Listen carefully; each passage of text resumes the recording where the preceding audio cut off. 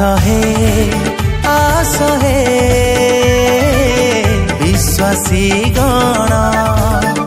आस हे विश्वासी गण जीवा प्रभुंकर श्री चरणे नेबा तांकठी होई शरण जीवा प्रभुंकर श्री चरणे नेबा तांकठी होई शरण देवे से आमको परित्राण आमे लभिबानु आजीवन देवे से आमको परित्राण आमे लभिबानु आजीवन आस हे विश्वासी गण आस हे